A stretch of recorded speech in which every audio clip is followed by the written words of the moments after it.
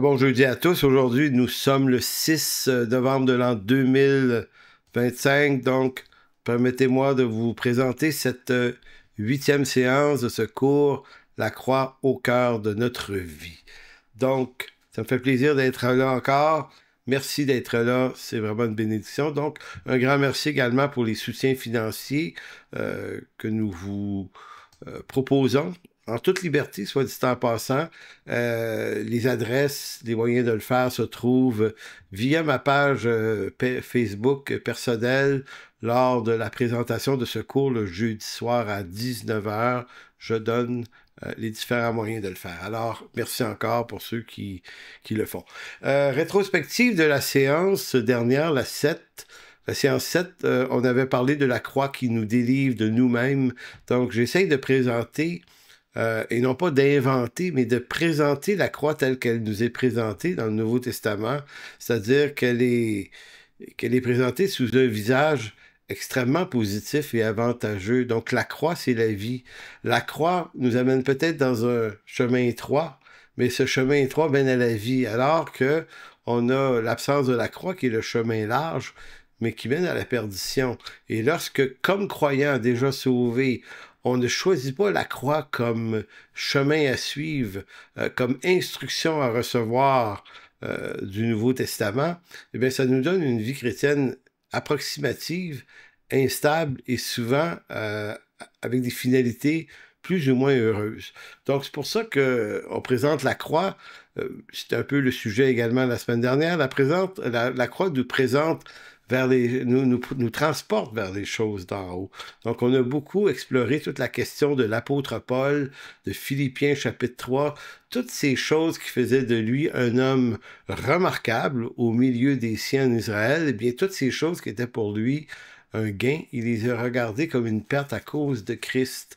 Donc, on continue dans ce sujet-là aujourd'hui, théologie de la gloire, théologie de la croix, montrer l'avantage, l'état supérieur spirituel de la théologie de la croix, qui est une théologie beaucoup plus solide, mais beaucoup plus porteuse de vrais fruits, puisque on a une seule vie à vivre. Utilisons cette phrase-là au sens chrétien du terme, on a une seule vie chrétienne à vivre, on a une seule occasion dans l'éternité de marcher en Jésus-Christ et d'être un témoignage pour la génération, pour la nôtre. Alors, c'est intéressant de bien s'y reconnaître et de faire les bons choix. Donc, en introduction, je dirais ceci, la théologie de la gloire glorifie l'homme et ses réalisations. La théologie de la croix ne trouve personne d'autre à glorifier que Dieu dans l'étendue de ses œuvres. La théologie de la gloire produit des hommes revêtus de puissance ou qui recherchent à être revêtus de puissance. La théologie de la croix, elle, ne reconnaît aucune autre puissance que le message de la croix. Donc, en dernière partie de cette petite heure d'instruction, on va regarder à quel point l'Écriture, le Nouveau Testament, glorifie la croix comme étant le lieu de la vraie puissance de Dieu. Mais nous, les hommes, dans notre état naturel, on préfère être revêtus de puissance pour nous-mêmes, être dans l'élévation, être dans l'hyper-onction. On recherche ça pour être quelqu'un. Donc, on est dans une certaine recherche de gloire et il va toujours falloir comprendre, se souvenir que lorsqu'on recherche quelque peu la gloire, ça reste que c'est toujours une gloire qu'on dérobe à celle de Dieu. Donc, premier sujet, sous-thème ce soir, la croix assassine la justice de l'homme. Qu'est-ce qu'on veut dire par là? Eh bien, il est de la nature de l'homme de forger une identité, son identité en ce monde, en étalant ses richesses et ses réussites comme image qu'il veut projeter publiquement. On fait tous naturellement ça, c'est normal évidemment, puis il ne peut pas en être autrement. Maintenant, on voit ça à travers la mode, la façon de se vêtir, la façon de s'arranger, la voiture que nous conduisons. Si on peut se payer une voiture très, très dispendieuse, eh bien, on projette cette image de nous. Même chose pour nos maisons, même chose pour tout ce qu'on fait. Et si c'est pas par des richesses matérielles, ben ça peut être par des richesses intellectuelles. Donc, certains sont peut-être matériellement plus pauvres, mais peuvent être intellectuellement riches. Donc, là aussi, ce qu'ils feront, ils vont étaler leur savoir, voyez-vous, leur culture savante. Donc, ça, c'est le, si on veut, c'est le défi de l'homme adamique d'être absolument quelqu'un au regard de l'autre. Maintenant, le chrétien, je pourrais dire, le chrétien n'est pas en reste avec ça. On débute notre marche avec Dieu dans les paramètres de la vie adamique. Lorsqu'on commence, les premières années, on connaît peu ou pas très bien l'Écriture. Donc, oui, il y a une transformation qui se fait par le Seigneur dans nos vies. On renonce à certains mauvais comportements, on rejette les grossièretés, mais il se peut qu'on ne soit pas instruit de la croix et qu'on se retrouve instruit d'une théologie de la gloire. C'est ce que présente le christianisme aujourd'hui. En général, pas toutes les églises, mais toutes les églises qui ne font pas attention à ce qu'ils disent, à ce qu'ils affirment, à ce qu'ils enseignent, ne se rendent pas toujours compte que ce qu'ils proposent aux membres de leur église, c'est une théologie de la gloire, de l'élévation, de la réussite de l'homme, du succès, du bien-être. Bref, lorsqu'un chrétien, lui, est instruit dans une théologie de la gloire, ben lui aussi, il va vouloir montrer à ses frères, dans la foi, l'étendue de ses réussites, de ses connaissances spirituelles. Et c'est ça qu'il veut projeter comme image de son identité. Donc, on pourrait dire qu'au départ de la marche avec Dieu, on est dans une certaine normalité. Le problème, c'est si cette normalité perdure toute notre vie. Donc, le problème ici, c'est que ce chrétien, qui est charnel en réalité dans la définition de Paul, être charnel, c'est d'être attaché aux réalités humaines dans notre marche avec Dieu. Évidemment, on existe dans la réalité humaine, on ne peut pas y échapper, mais dans la foi, on doit adhérer à une réalité de la croix. C'est un contresens, c'est contre-intuitif, mais le Nouveau Testament, dans toute sa longueur, nous présente une idée qui est déconcertante. L'apôtre Paul le dit, c'est quand je suis faible que je suis fort. Et la persécution, l'abaissement, les troubles, la faiblesse, c'est la vraie puissance. Non, c'est contre-intuitif. Mais si on n'a pas saisi cette présence de ce message de la croix dans le Nouveau Testament, eh bien, on fait comme les hommes naturels qui ne sont pas en Jésus-Christ. Ben, on cherche à étaler notre savoir, notre connaissance, nos avantages pour se forger une identité de chrétien plus que vainqueur.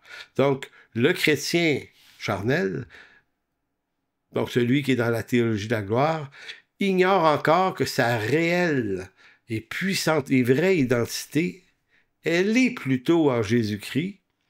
Et s'il l'avait bien saisi, il comprendrait qu'il n'a plus besoin d'étaler ses hauts faits. Oui, parce que lui, celui qui est libéré de ces choses, à la différence de l'inconverti qui a besoin de la reconnaissance de son milieu pour se donner de la valeur, pour se donner de la valeur à lui-même, une valeur face aux autres, mais également cette valeur face aux autres, c'est souvent ce qui donne un sens à son existence. Eh bien, le chrétien trouve un sens à sa vie, lui, plutôt dans la réalité du Christ ressuscité. Maintenant, si on n'a pas le Christ dans sa vie, c'est incompréhensible ce que je suis en train de dire, parce que l'homme sans Jésus-Christ n'a que son propre rayonnement pour donner du sens à son existence, exister au regard des autres, avoir de la reconnaissance, être admiré, si on peut. Et les gens qui arrivent absolument rien dans les rapports humains d'une certaine reconnaissance sont des gens souvent excessivement déprimés.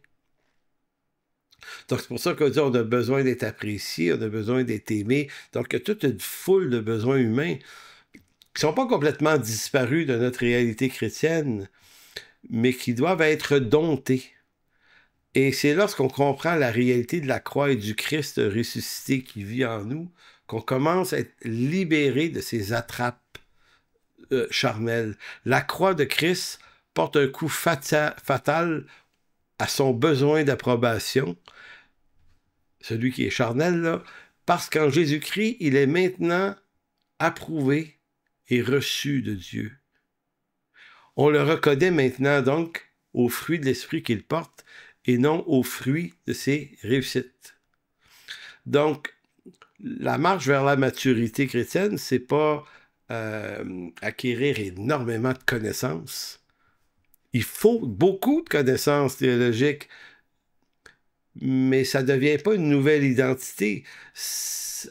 Étudier l'Écriture, acquérir un savoir théologique, développer des compétences pour comprendre la théologie, c'est une obligation que l'Écriture nous donne maintenant. Maintenant qu'on l'a, ça nourrit mieux notre identité et ça crée toute la question du sens dans nos vies, mais on s'en servira pas comme pour être approuvé des hommes. On devient libre de cette soif. Donc, par quoi on doit être reconnu, par quoi les gens doivent nous voir, nous reconnaître, ben, c'est par les fruits qu'on porte. Le fruit de l'esprit, par contre, pas n'importe quel fruit, non pas les fruits au sens de l'activisme chrétien qu'on a, bien qu'on a un activisme chrétien, c'est une personne sauvée, régénérée, qui comprend très bien le message de l'Évangile, va saisir des occasions d'en parler autour de lui, d'évangéliser, par exemple. Si tant est qu'il a des habiletés en plus pour le faire, il va servir, il va peut-être donner du temps, il va faire plein de choses là, qui sont très, très bonnes. Maintenant, oui, mais c'est pas ces fruits-là qui parlent le plus, mais c'est le fruit de l'esprit. Donc, le succès naturellement relève de ce que l'homme peut naturellement produire pour obtenir de la reconnaissance et du pouvoir, alors que le fruit de l'esprit, lui, provient de la transformation d'Esprit Saint dans le cœur du racheté. Ce que je suis en train de dire, c'est que se construire une réputation en étalant nos réussites et nos succès, on n'a pas besoin d'être né de nouveau pour faire ça. L'homme possède des habiletés naturelles, à géométrie variable selon un ou l'autre, qui lui permet de produire ce qu'il faut pour obtenir la reconnaissance des gens autour de lui. Il peut faire des œuvres, il peut devenir généreux, il peut devenir altruiste. Mais ça, c'est des fruits qui sont pas difficiles. Pourquoi le fruit de l'esprit se distingue de tous ces fruits de l'activisme humain ou chrétien? Ben, c'est parce que le fruit de l'esprit, l'homme, même régénéré, ne peut pas le produire, celui-là. Donc, ce fruit doit procéder d'une transformation que seul Dieu, par son esprit, produit. C'est pour ça que l'apôtre Paul va nommer ce fruit-là le fruit de l'esprit. Donc c'est important de comprendre ça. On reconnaît un arbre à ses fruits. Hein? Luc 6, 43 nous dit « Ce n'est pas un bon arbre qui porte du mauvais fruit, évidemment, ni un mauvais arbre qui porte du bon fruit. » C'est comme s'il disait « Le fruit ne peut pas mentir sur la qualité de l'arbre. » Il dit « Car chaque arbre se reconnaît à son fruit. On ne cueille pas des figues sur des épines et on ne vendange pas des raisins sur des ronces. » Ce texte-là est très éloquent parce qu'il nous explique qu'il y a des choses qui ne s'imitent pas. Donc, le fruit qui pousse dans un arbre, là, est nécessairement le résultat de la qualité de l'arbre, de son enracinement, de comment cet arbre-là est nourri, à quel endroit il est planté, dans quel sol il est posé, quels sont les nutriments qui atteignent ses racines, quelle est la qualité du climat qui lui permet de bien pousser. Donc, la qualité du fruit, l'orange, la pomme, quel que soit le fruit qui en sort, le fruit, lui, n'a rien fait pour lui-même. C'est l'arbre. C'est l'arbre qui l'a fait sortir. C'est pour ça que c'est vrai pour nous aussi. Si on produit des fruits, le fruit que le Seigneur veut, ben, il va falloir que notre vie soit plantée dans cette bonne terre. Il va falloir qu'elle reçoive les nutriments de la parole. Il va falloir qu'on s'expose aux bonnes exigences, ordonnances de Dieu pour obtenir ce qui est nécessaire pour qu'au bout de l'affaire, il sorte du bon fruit. Maintenant, il se peut que ça fonctionne mal dans nos vies, qu'on ne porte pas du très bon fruit. Donc, qu'est-ce qu'on fait dans ce moment-là? Ben, comment vous dire? On rentre dans l'imitation de la chose. Donc là, on va produire des fruits visibles, donc pas de fruits de transformation du cœur et du caractère, mais on va produire des fruits genre œuvre. On va faire énormément de choses. On va en parler un peu la semaine prochaine. On va compenser. On va compenser l'absence de ce fruit de l'esprit dans nos vies par des œuvres qui impressionnent. Donc, lorsqu'on parle de fruits, on ne parle pas d'actes de performance liés à la connaissance théologique ou à l'activisme chrétien. Et là, attention, là, connaissance théologique, c'est excellent. Activisme chrétien, évangélisation, s'impliquer, faire des trucs, des missions, tout ça, c'est de l'activisme. Je suis pas en train, je ne les oppose pas. Je fais juste dire que ces choses-là, on peut les produire nous-mêmes par des choix, des bonnes décisions. Donc, quand on parle de porter du fruit de l'esprit, on ne parle pas d'actes de performance liés à la connaissance théologique, ni même à l'activisme chrétien, mais on parle des qualités du cœur et du caractère transformés par Dieu. C'est-à-dire le fruit que l'homme ne peut produire de lui-même, mais que seul Dieu peut produire dans sa vie. Et je relis encore ce texte fameux de Galates 5, 22 et 23, l'amour, la joie, la paix, la patience, l'amabilité, la bonté, la fidélité, la douceur, la maîtrise de soi. Et il y en a d'autres. Il y en a d'autres aussi. Mais ici, il y a 9 éléments dans le fruit de l'esprit. Ils sont tous porteurs de valeurs qui sont riches en relations humaines. Je précise une chose. On peut faire croire qu'on porte le fruit de l'esprit sans tout à fait bien le comprendre. Certains chrétiens aujourd'hui vont ignorer la théologie et vont modifier le message de l'Évangile pour en faire strictement un message d'amour. Donc, l'amour de Dieu dans nos vies est si grand qu'on ne discerne plus rien, on ne juge plus rien, tout est correct, on se mêle que de nos affaires. Non, il y a dans la maturité chrétienne cette idée également d'être porteur de la parole et quelquefois d'aller exhorter un frère. Maintenant, exhorter un frère qui vit dans le désordre, ce n'est pas un manque d'amour, c'est véritablement de l'amour aussi. Donc, porteur du fruit de l'esprit, c'est être porteur de l'amour, la joie, la paix, la patience, l'amabilité, la bonté, la fidélité, la douceur, la maîtrise de soi. C'est à ces choses dans le cœur d'un chrétien qu'on reconnaît la réelle présence du Christ dans son cœur. Autrement, si un croyant nous présente que des œuvres suscitées par de l'activité, eh bien, c'est très, très bien, là, mais c'est trompeur. C'est imitable, ça. Pourtant, écoutez, là, ça a beaucoup d'importance. On excuse souvent, puis même aisément, des fois, le mauvais caractère d'un chrétien ou d'un chrétien, notamment là, si on est devant un leader, un serviteur reconnu, pasteur, ancien, diacre. Donc, c'est les gens qu'on remarque le plus. Donc, on va excuser le mauvais caractère de ce leader si ce dernier est riche en œuvre et en notoriété. C'est fascinant de voir ça. Dans les faits, ce ne sont pas les œuvres. Ce ne sont pas ces œuvres qui montrent la vraie richesse spirituelle de serviteur de Dieu, mais ça devrait être le fruit d'esprit qui, lui, ne s'évalue jamais en œuvre, mais s'évalue en transformation du caractère.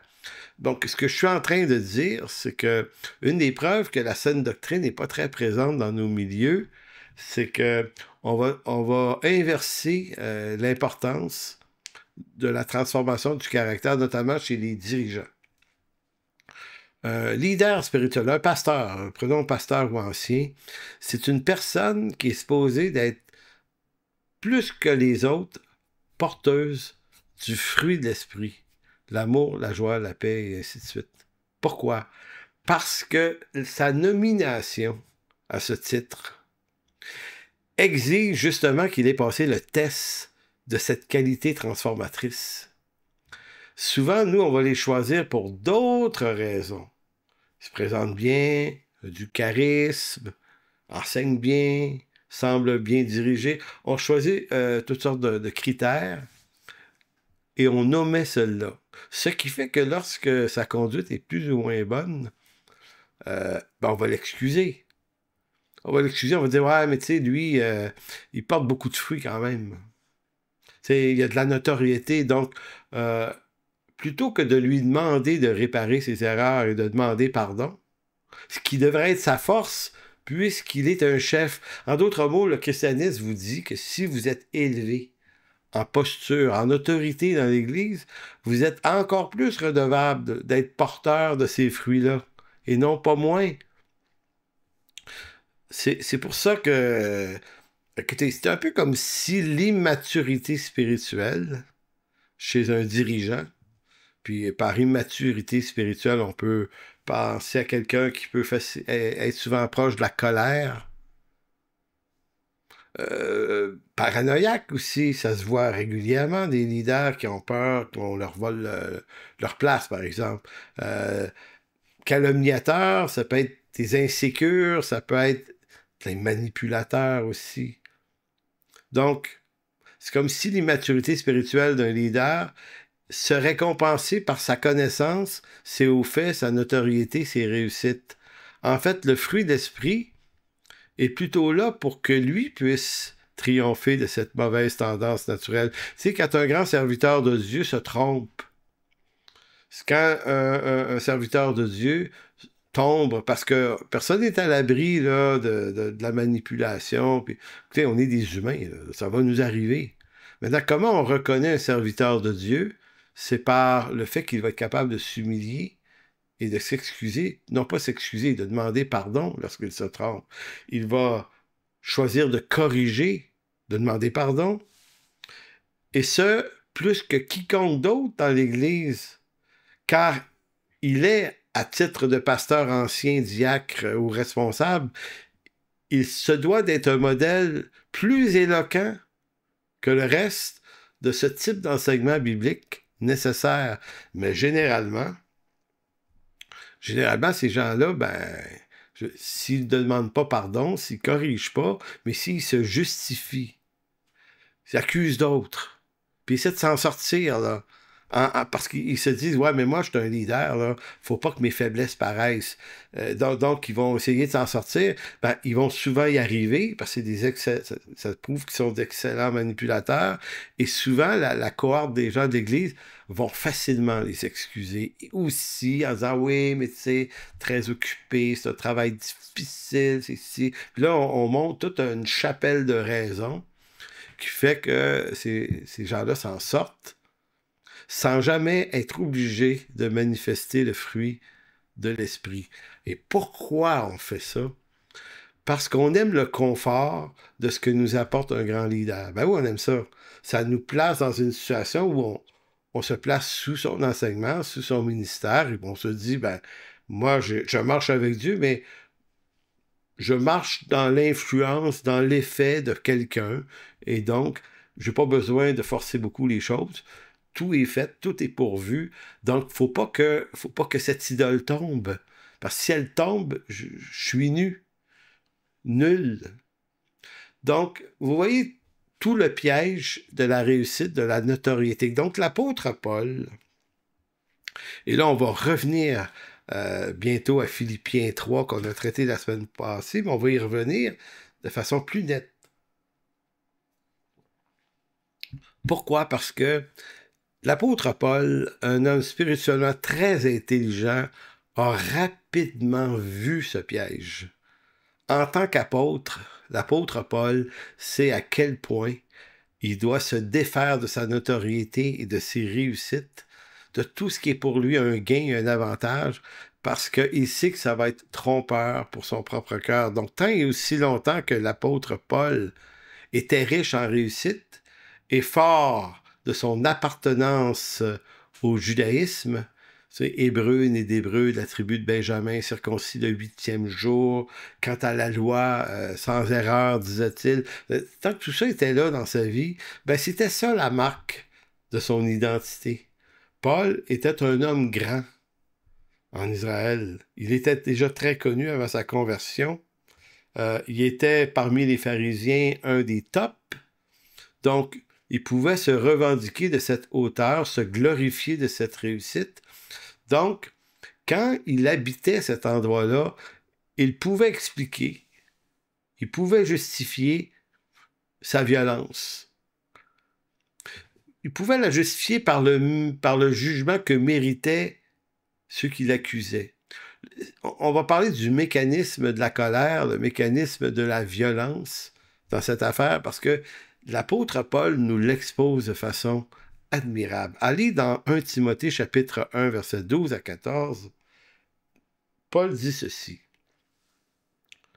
1 Timothée 1, 12. « Je rends grâce à celui qui m'a fortifié à Jésus-Christ notre Seigneur, de ce qu'il m'a jugé fidèle en m'établissant dans le ministère. » Ça va bien?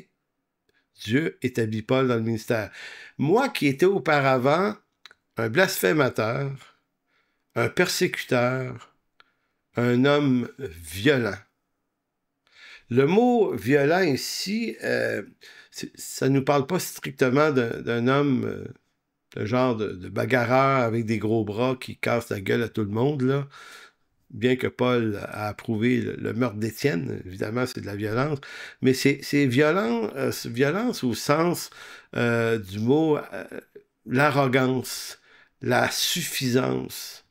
T'sais, donc, un homme qui méprise facilement, parce que de la hauteur où il se voyait dans toutes ses réussites, sa posture de qui il était, pharisien, théologien, sous l'enseignement de Gamaliel, c'est pas rien non plus, tu peux regarder les gens de haut. Et Paul va considérer ça comme une forme de violence qui l'a rendu violent pour de vrai, c'est-à-dire persécuter l'Église. Il va ensuite dire, mais j'ai obtenu miséricorde parce que j'agissais par ignorance dans l'incrédulité. L'incrédulité, là, athéo, quelque chose comme ça veut dire, j'avais pas la foi, là. J'étais pas dans une dynamique de foi. J'étais dans une dynamique de réussite. Mais dire la grâce de notre Seigneur a surabondé avec la foi et la charité qui est en Jésus-Christ. Donc, le mécanisme de la violence chez Paul n'a d'autre objet que la colère qui montait en lui lorsqu'il entendait des chrétiens, parce qu'il entendait les chrétiens, il les voyait aller, là, cette nouvelle secte à Jérusalem et un peu partout, lorsqu'il entend des chrétiens affirmer que la justice de Dieu est gratuitement donnée par la grâce de Dieu en Jésus-Christ, alors que lui, Paul, cette justice de Dieu, il l'avait cherchée toute sa vie par l'obéissance de la loi de Moïse. Voyez-vous, lui, le chemin qu'on lui avait appris dans le judaïsme, c'était d'être aussi juste que possible en rapport à la loi de Moïse, ce qui n'est pas une mauvaise idée du tout en passant, là. Le contraire, c'est pire. Donc, le problème, c'est pas de chercher la justice, la droiture selon la loi. C'est bien ça. Le problème ici, c'est qu'est-ce qu'on en fait maintenant qu'on y arrive? Eh bien, Paul a échoué. C'est comme s'il disait, parce que j'étais à ce point performant, ça a fait de moi un homme méprisant, un homme suffisant, un homme arrogant, et ça m'a entraîné dans un cycle de violence contre ceux qui affirmaient que la grâce de Dieu pourvoit la justice, moi qui l'ai cherché par des efforts, des privations. Voyez-vous, c'est comme si pour Paul, ça ne peut pas être acceptable que ce soit gratuit si j'ai tant forcé, moi, pour l'obtenir. Voyez-vous, c'est un peu comme ça nous rapproche de la parabole là, des travailleurs, des ouvriers. Là, hein? Des ouvriers qui reçoivent un salaire pour faire une journée de travail et le bon maître donne le même salaire à ceux qui ont fait juste 1 heure ou 2 en fin de journée. Ceux qui ont travaillé fort toute la journée sont en colère. Voyez-vous, la colère de l'homme, là, dans ce cas-là, elle s'alimente de l'injustice qui lui apparaît, comme si Dieu n'aurait pas le droit d'être bon et gracieux envers des faibles, parce que moi, j'ai travaillé fort pour obtenir ça. Pourquoi eux l'obtiendraient gratuitement? Donc le message de la grâce de Dieu envoie l'idée que les efforts pour atteindre la justice de Dieu ne valent rien, puisque Dieu justifie gratuitement le pécheur sans la loi. Et il justifie le pécheur qu'il pousse à la repentance et qui se reconnaît pécheur devant lui. Donc pour Paul, c'est comme, c'est un blasphème. Mais non, faut qu'il refasse le trajet que j'ai fait, là, lui. Non, non, faut qu'il repasse par le trajet. Ça serait trop injuste pour moi. Donc, la justice de Dieu se pose comme injustice pour lui. Donc, tant et aussi longtemps que l'apôtre Paul accordait de la valeur à ses réussites. Je ne sais pas si vous commencez à comprendre pourquoi il a dû renoncer à ces gains-là. Pourquoi? Parce que c'est ces gains-là qui nourrissaient sa colère, donc sa violence. Donc, tant et aussi longtemps que l'apôtre accorde de la valeur à ses réussites, il pouvait justifier sa violence au nom de la loi de Moïse contre ceux qui n'avait pas suivi cette loi scrupuleusement comme lui. Bien entendu, la colère ne venait pas vraiment tout à fait de ses réussites, mais de ses échecs. Et là, on rentre dans quelque chose d'un peu subtil. L'apôtre Paul nous décrit qu'il est de différentes façons dans l'Écriture. Donc, Philippiens 3, c'est l'homme de la réussite. Moi, Hébreu, né d'Hébreu, de la tribu de Benjamin, circoncis le 8e jour, quant à la loi pharisien, hein, puis tout ça, là. Ça, c'est l'homme de la réussite. Donc, il nous présente le visage de sa réussite, mais ailleurs dans l'Écriture, il nous présente également le visage de son échec. Donc, au fond, là, d'où vient exactement sa colère et sa violence? Elle vient du mélange de deux affaires. Elle vient de ses réussites qui le placent comme un homme de bien et de réussite dans la société juive de son temps. Mais lui, dans son cœur, sait que c'est faux. C'est juste une image publique. Comme nous d'ailleurs, quand on présente nos réussites, quand vous entendez un prédicateur ou un pasteur ou une personne d'importance chrétienne qui aime vous parler de ses œuvres, de ses réussites, de ses grandes affaires, au fond, vous avez affaire à quelqu'un qui échoue. Il aime présenter ce qu'il a fait comme des réussites, mais s'il avait vraiment réussi, puis s'il était en paix avec ça, il n'aurait pas besoin d'en parler tant que ça. Bon, évidemment, je ne parle pas qu'il n'est pas correct, pas être utile des fois de raconter un peu ce qui s'est passé dans nos vies, évidemment, mais il y a une différence entre ça et être obsédé à l'idée de répéter notre histoire. Puis ça, je l'ai vu souvent. Je répète mon histoire depuis longtemps. J'explique les étapes de comment Dieu m'a appelé, comment il s'est servi de moi, comment il a fait ci, comment il a fait ça. Au fond, je suis en train de vouloir vous dire que moi, je suis vraiment appelé de Dieu, donc vous devez vous soumettre. Je me replace par mes œuvres. Un leader qui fait ça est en train de montrer sa petitesse.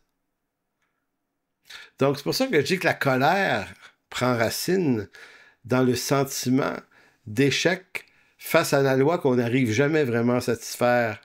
Donc, l'image qu'on projette, elle est projetée, mais au-dedans de soi, comme dit Paul dans Romains 7, sur lui-même, Romains 7, 21, il va dire ceci. « Je trouve donc en moi cette loi, quand je veux faire le bien, le mal est attaché à moi, car je prends plaisir à la loi de Dieu selon l'homme intérieur.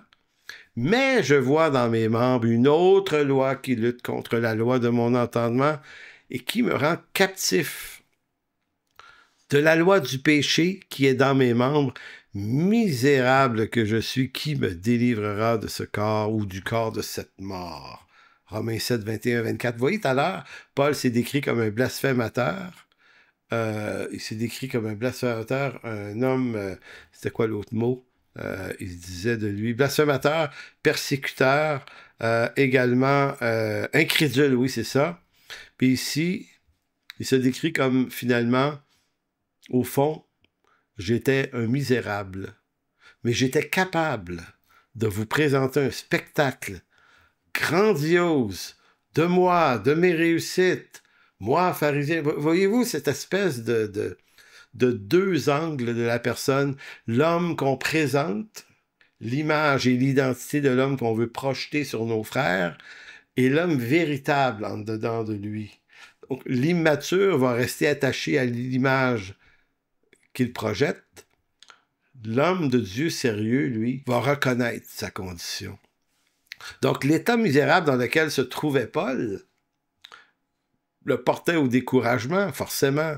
Comme c'est souvent le cas des hommes déçus d'eux-mêmes, cette déception finit par se transformer en colère et en violence. C'est un mécanisme, hein? C'est un mécanisme. Je veux détruire ceux qui, je crois, y arrivent mieux que moi. Mais je ne le présente pas comme ça. Je me présente comme quelqu'un qui réussit mieux qu'eux, c'est pour ça que je les calomnie. Ben oui. Mais au fond, je suis peut-être pas conscient ou je suis peut-être aveugle du mal qui m'habite, qui fait qu'au fond, c'est moi qui se sens misérable. Donc voilà pourquoi, comme tous les hommes violents et autoritaires, Paul tenait à ses avantages qui lui procuraient un gain car c'est par ces choses qu'il trouvait son rachat à la vue des gens. Ben oui, j'ai fait ci, j'ai fait ça, le Seigneur m'a appelé, j'ai fait telle grande chose, tel projet, le Seigneur m'a déjà parlé, m'a dit que... Et là, on présente tout ça, et c'est comme si on présentait en disant ça, mon rachat, là, c'est ce que j'ai réussi à faire par Dieu, bien sûr.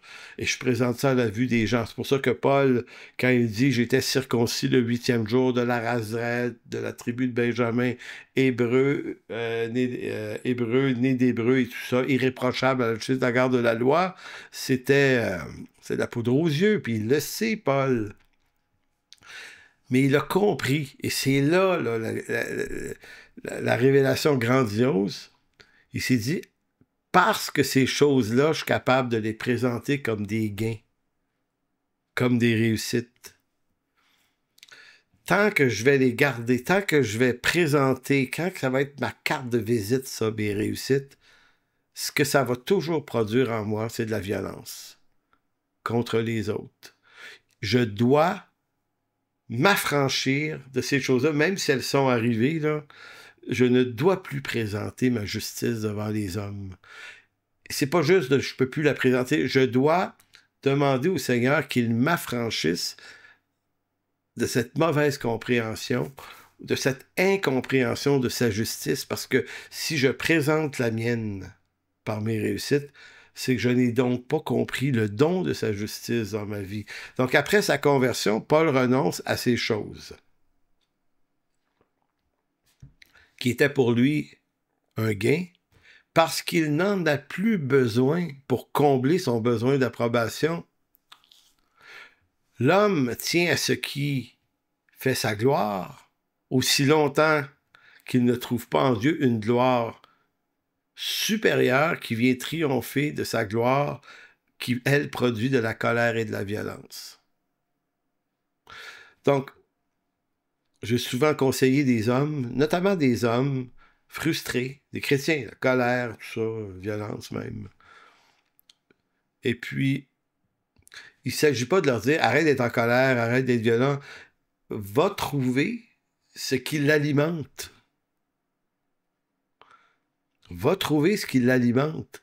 Et dans certains cas, c'est toujours un mélange de peut-être un problème relié à la parentalité quand on était jeune, d'arriver des affaires qui nous ont qui nous ont débattus, déconstruits. Souvent, ces gens-là vont vivre soit comme dans la négativité d'eux-mêmes, ils vont absolument scraper leur vie, arriver à rien parce qu'ils restent esclaves de ça, ou d'autres qui proviennent de ce même milieu-là vont passer leur vie à se glorifier, vont être dans la réussite tout le temps, à essayer la réussite, essayer d'être meilleurs que les autres pour présenter cette carte de visite comme quoi ils ont quand même réussi quelque chose. Mais dans les deux cas, ça les rend potentiellement violent. C'est pour ça que l'apôtre Paul, bon, comme nous disions la semaine dernière, l'apôtre Paul avait fort bien compris le piège de sa justice propre, qui se nourrit des réussites et des acquis qui viennent de sa notoriété dans les affaires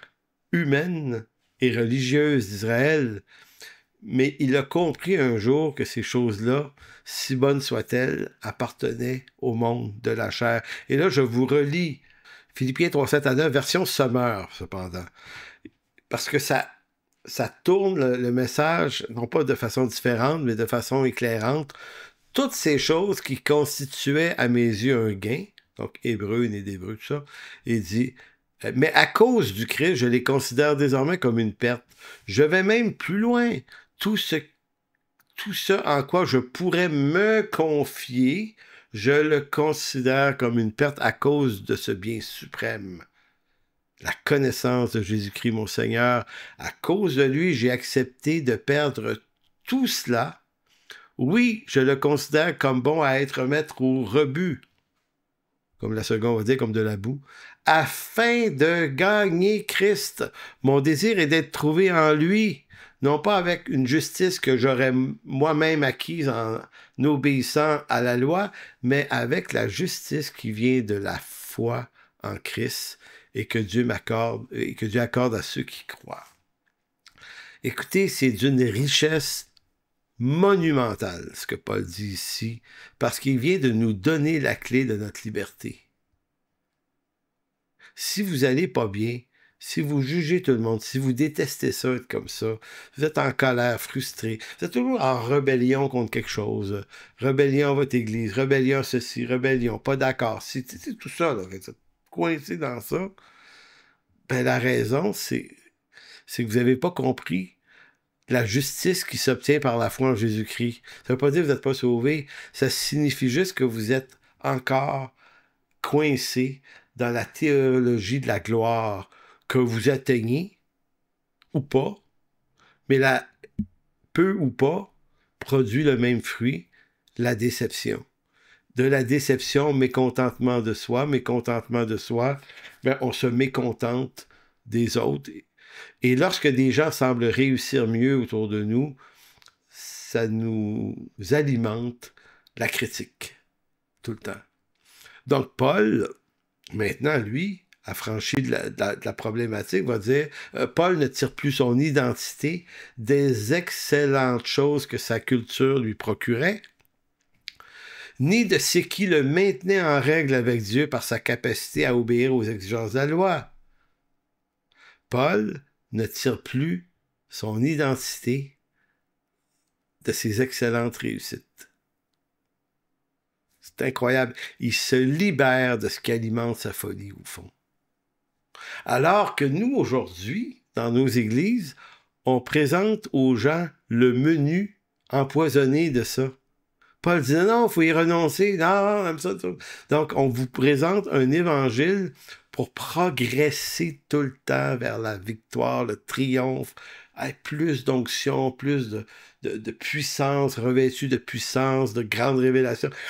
On essaie de vous inviter en haut de la montagne. Paul, lui, on le rencontre en grimpant la montagne, on rencontre l'apôtre Paul, il dit « Hey, elle n'est pas là. » Ça fera pas... Ouais, vous allez vous faire à croire que vous êtes puissant, que vous êtes grand en œuvre, que vous êtes glorifié parce que vous faites des œuvres excellentes, que la foule vous aime beaucoup, le succès, ben, oui, vous allez vivre ça, mais ça va tout être faux. Et le jour de votre chute, vous allez détester tout le monde. C'est comme si Paul disait, ça se passe pas en haut de la montagne, ça se passe en bas de la montagne. Ces choses qui étaient pour moi un gain, je les ai laissées. En haut de la montagne, maintenant, je m'en vais vers le peuple. C'est là que ça se passe, dans le renoncement à soi-même, à ses réussites, pour vivre un évangile de grâce, de paix, qui est porteur d'un fruit beaucoup plus judicieux, le fruit de l'esprit. Donc Paul choisit, au fond, le seul trésor qui vaille.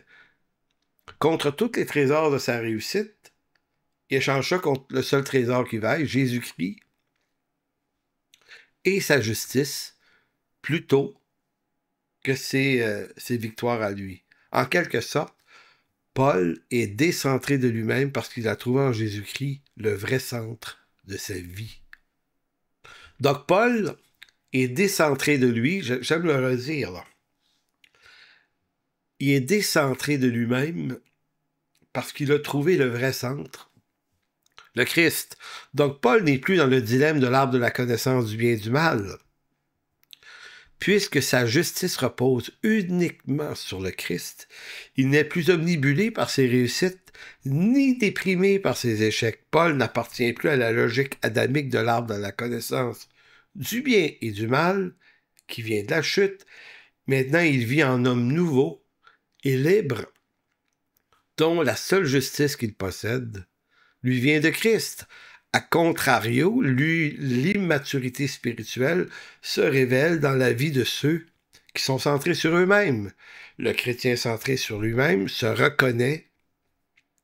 Il se reconnaît comment? Il se reconnaît par des états d'âme instables, excessifs, colériques, paranoïaques, accusateurs, d'une humeur excessif, exécrable. On est trop gentil ou pas du tout gentil. Celui-ci il publie hautement ses victoires lorsqu'il en a, mais il se dénigre lors de ses défaites. Voyez-vous, c'est je suis bon, bon, bon, ou je suis mauvais, mauvais, mauvais. C'est une forme d'instabilité.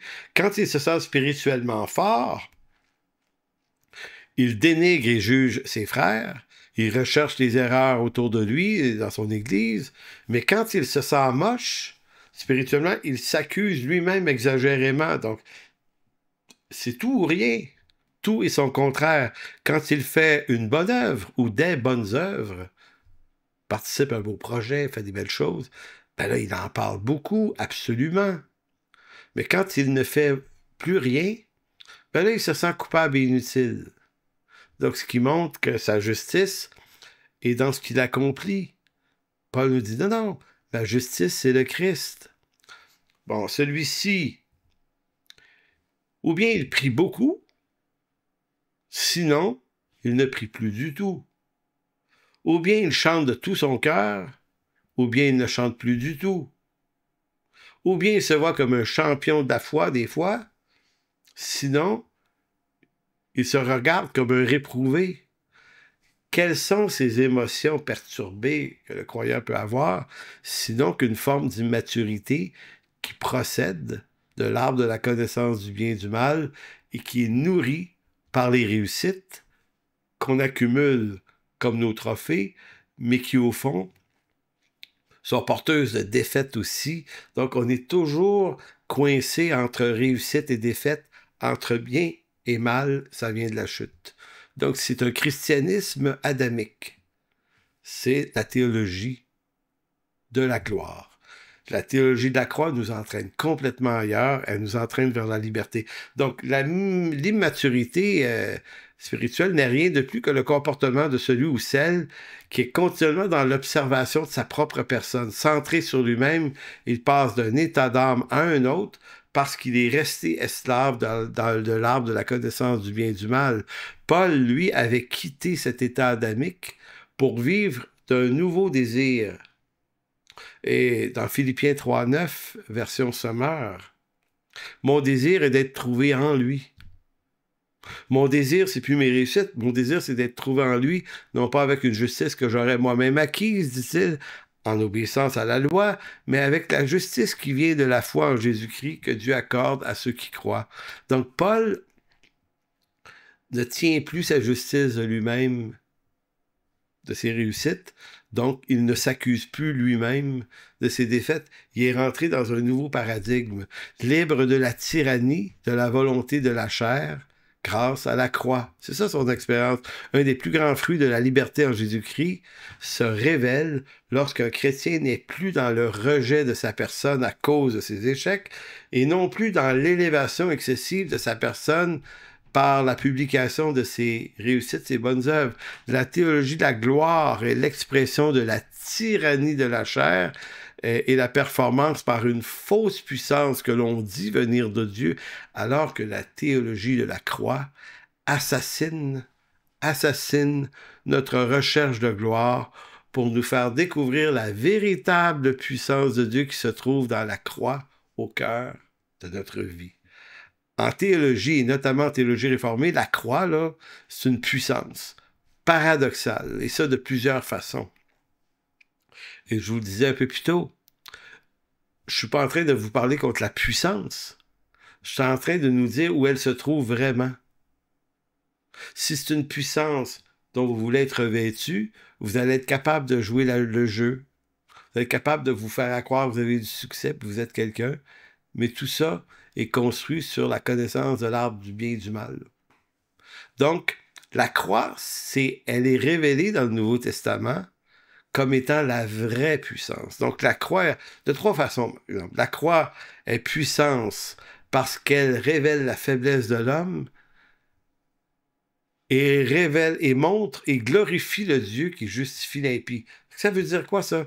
C'est que la puissance est vraiment puissance, non pas parce qu'elle rend l'homme puissant, mais parce que cette faiblesse humaine glorifie Dieu de sa puissance qui le sauve. Donc l'homme ne devient pas puissant, c'est Dieu qui reste puissant dans son œuvre. Deuxième point, la croix œuvre dans la faiblesse de l'homme, car Dieu choisit ce qui est méprisé et faible pour confondre ce qui est sage. 1 Corinthiens 27. Donc Dieu utilise les choses faibles, les choses viles, les choses vaines. Nous, on dit, non, moi, je ne veux pas avoir l'air de ça, je veux avoir l'air puissant, revêtu, élevé, plein d'onction, plein de pouvoir, je veux faire des miracles, je veux qu'on le remarque, c'est ça mon identité.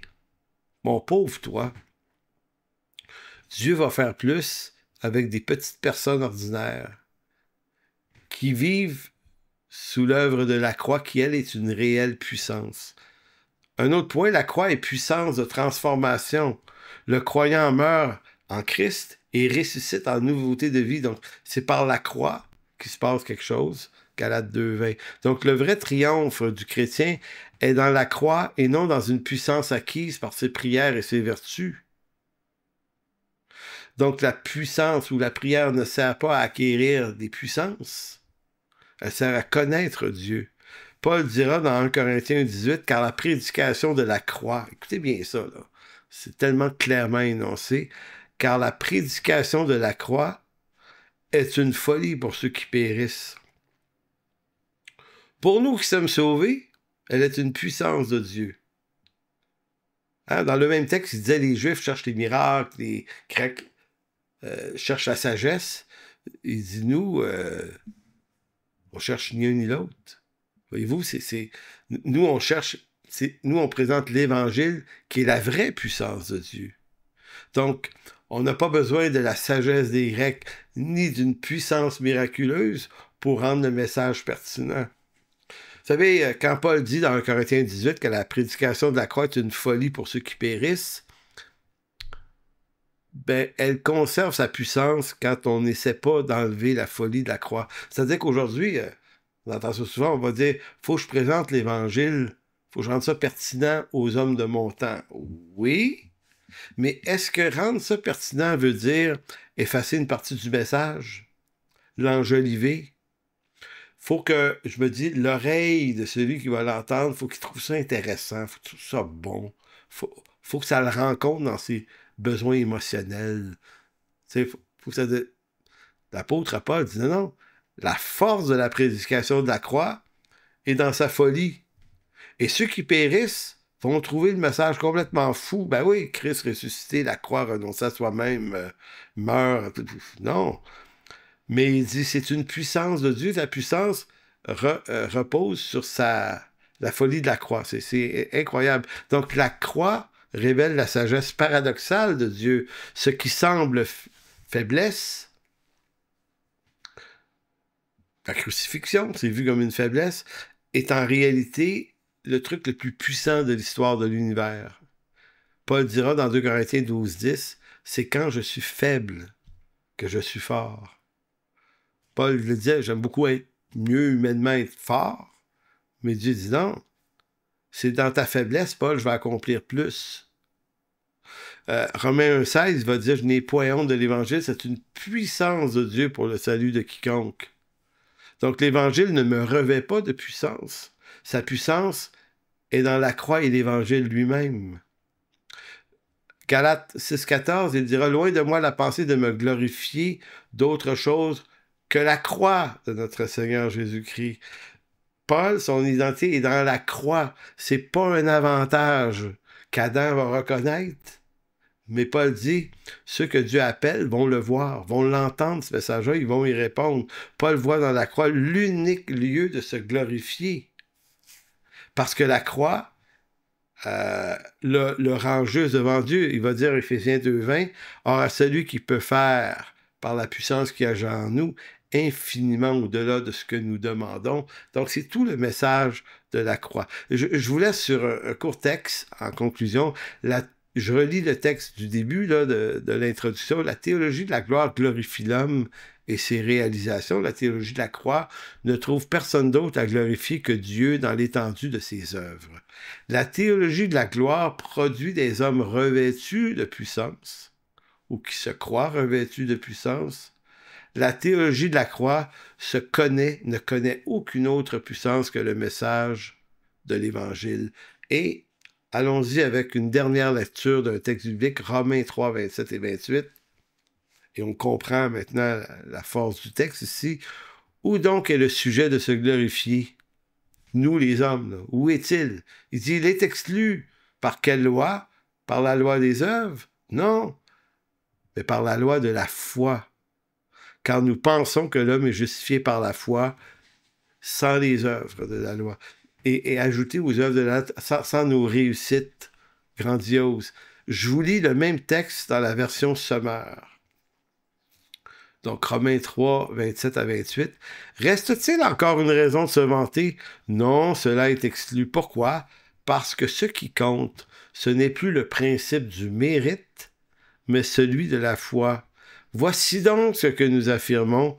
L'homme est déclaré juste par la foi sans qu'il ait à accomplir les œuvres qu'exige la loi. » Écoutez, de quoi on s'est parlé aujourd'hui? De l'Évangile. Voici ce qu'est l'Évangile. Présenté sous l'angle de la loi. Maintenant, vous pouvez adhérer à un autre évangile, l'évangile de la gloire. Si c'est le cas, votre vie va se passer comme dans un grand manège, des hauts et des bas. Ça va brasser, vous n'aurez pas aucune stabilité, vous allez être transporté d'une émotion forte, heureuse, à une émotion forte, malheureuse, étant toujours en train de vivre des gloires et des déceptions, alors que la théologie de la croix nous affranchit de l'immaturité et de l'instabilité émotionnelle. Elle nous place sur une trajectoire beaucoup plus claire, beaucoup plus nette, beaucoup plus stable. Christ reste la seule personne à être glorifiée et ça lui va très bien. Donc, je vous salue. C'était la séance 8 de ce cours. On se revoit dans une semaine, soit le 12 ou le 13, en tout cas jeudi prochain, pour ce cours, pour la séance 9. D'ici là, portez-vous bien tout le monde. Au revoir.